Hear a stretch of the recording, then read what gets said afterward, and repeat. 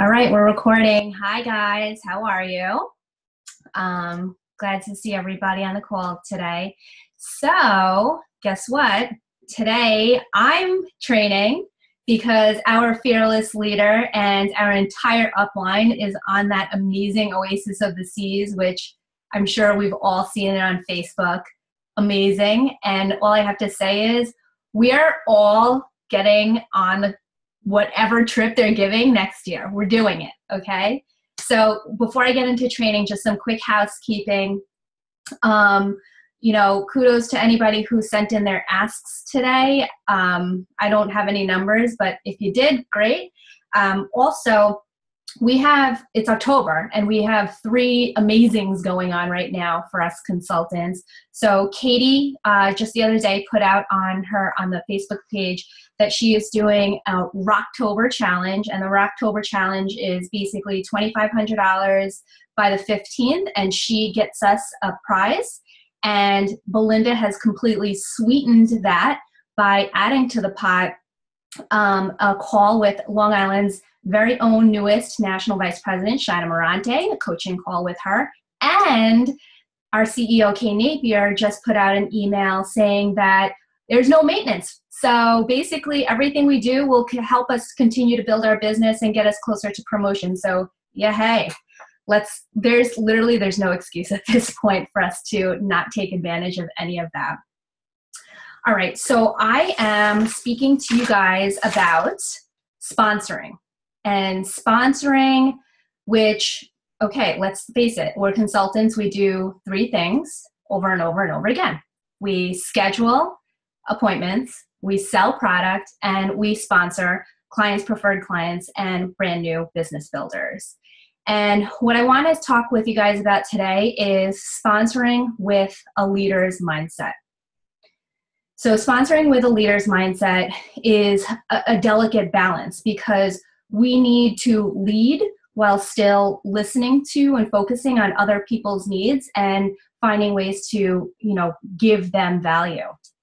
So the first thing I want to emphasize here is this is your business. This is our very own businesses. So we need to focus on our business just like we were a store owner, right? So if we were running a business and we opened up a storefront, and let's say our goal was to have a storefront across many locations across the state, would our only way of making sure that people knew about it be the sign over the door? There's no way you would just rely on the sign over your door to grow your business. You would be putting ads out. You would be doing promotions, balloons, flags, whatever. You would be telling everybody to stop into your storefront so that you can get visibility and exposure.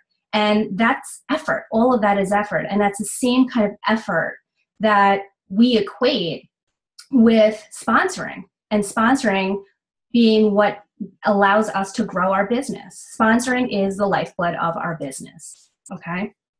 Now, sponsoring, I'm going to go through more, again, like sponsoring with a leader's mindset. So first things first, how do you sponsor is, well, you have to get out and talk to people, and only you know how that works for you. So if you're kind of like, the ultimate conversationalist, and you can speak with anybody at, whoever blows in front of your face at any given time, that's great for you. If you're like me, I have more tendencies as an introvert and a homebody, and I have no problem chilling out and being at home all day long.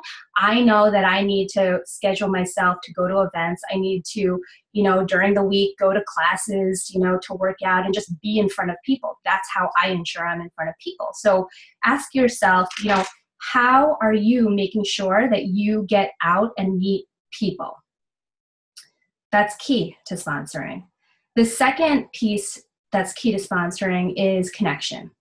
And one of, my very early lessons in reading one of my first leadership books in this business was from John Maxwell. And John Maxwell said that everybody communicates, but few people connect. And essentially, if you want to connect, you have to communicate. But the underlying premise to that is being able to communicate an attitude of selflessness. selflessness. That means it's not about you. So when you're speaking with people, be mindful that they are trying to answer 3 questions while you're speaking with them, okay?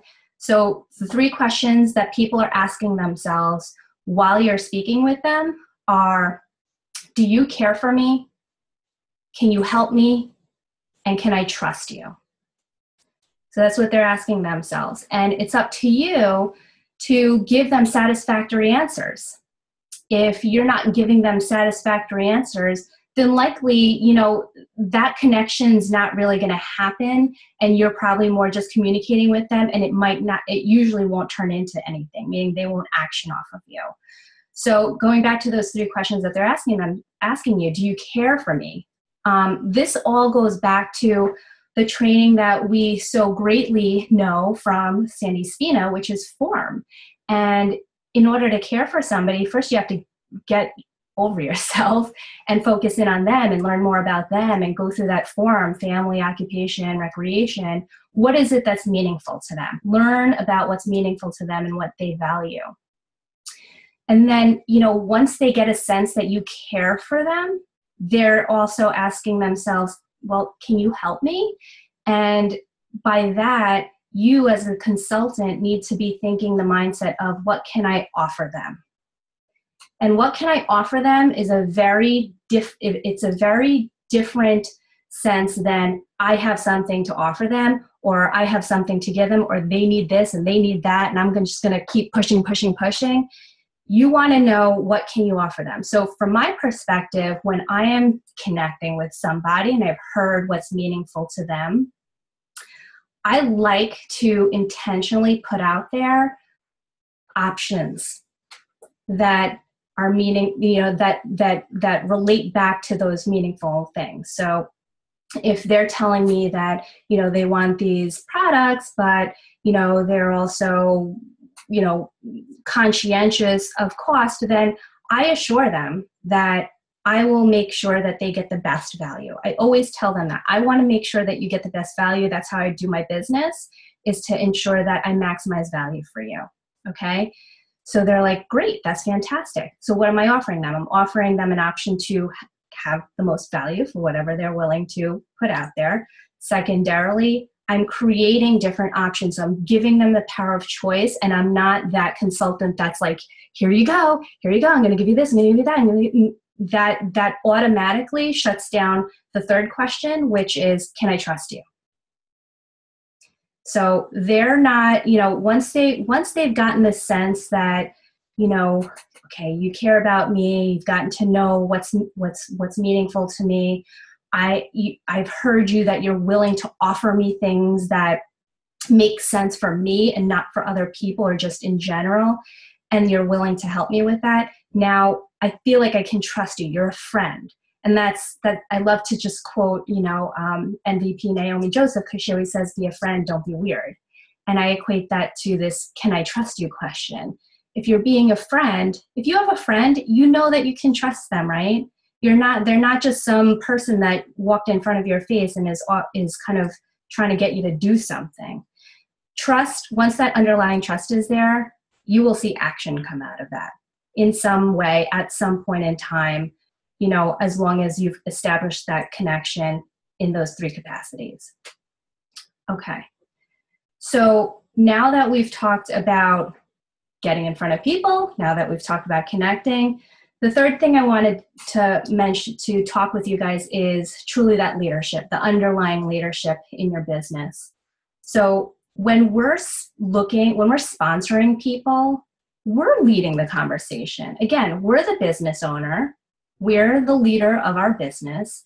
And I'm going to equate it to being in the driver's seat of your car.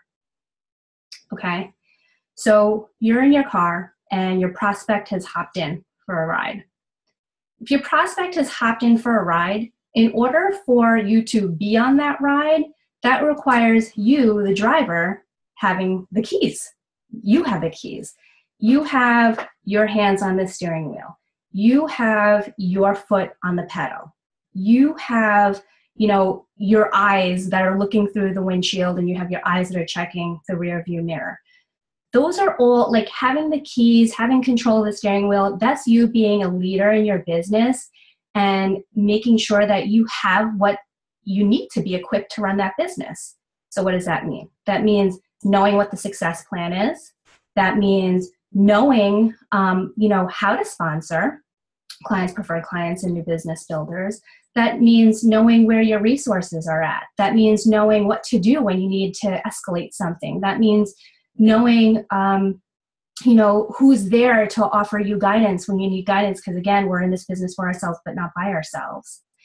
And yet you're still in the driver's seat of the car. So you're talking with your prospect along, while you're along for the ride.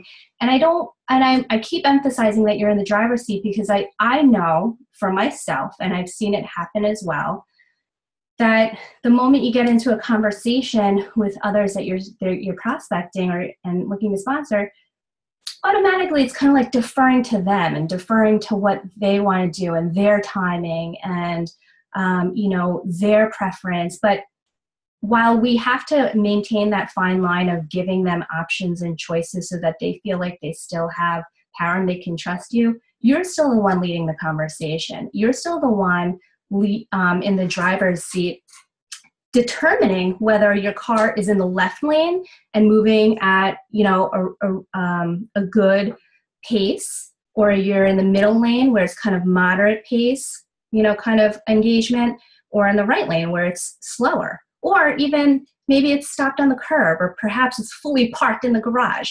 That's all you. There's nobody else in, it's the prospect, the person you're sponsoring is not the one who's going to determine that for you, because, you're the one keeping them engaged. You're the one who's keeping them engaged through discovery, which is form, who's keeping connection with them, continuing to learn more about them, continuing to message back to them. That's you, the business owner, you, the leader of your business. And so just remember, they don't know your business better than you, okay? And while they're feeding you some information or maybe a lot of information, you have to determine what you're going to do with that in order to direct them towards the right way to sponsor them, client, preferred client, or new business builder. So don't ever let them assume that, don't ever let them assume that they know more than you in your business. Because again, you're in the driver's seat. And you're the one allowing this conversation to steer faster, medium, slower, or stop it altogether. Okay, and that's using all of those tools that we've gotten in past trainings. So the bottom line here is sponsor with a leader's mindset. Okay, I'm just going to recap because there's a couple of people that got on a little bit late. Sponsoring is our responsibility. It's nobody else's. It doesn't just happen haphazardly. If our true intentions are to grow our business, then we have to put the effort in to do it. It's just like I said with the storefront. If you want to sponsor, then you have to make sure you know how to get in front of people. Meaning, how are you making sure you're in front of people? Do you have to force yourself out by scheduling events like I do, or are you just naturally out there all the time? And then secondarily, are you connecting with them? And then once you're connecting with them, are you in control of how fast or slow? Are you doing the follow-ups? Are you inviting them to the DAs? Are you giving them options so that there's still, drips here and there about how you're going to sponsor them? You are sponsoring with a leader's mindset. So that's my training for today. Short and sweet and simple. I hope that you guys got some value out of it. Yay! Couple things here. So a couple of things.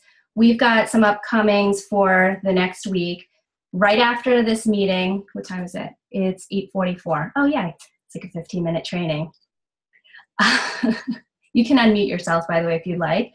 But tonight at 9 o'clock, we've got National Vice President Teresa Cherval, who's going to train us on how to boost your fall QV.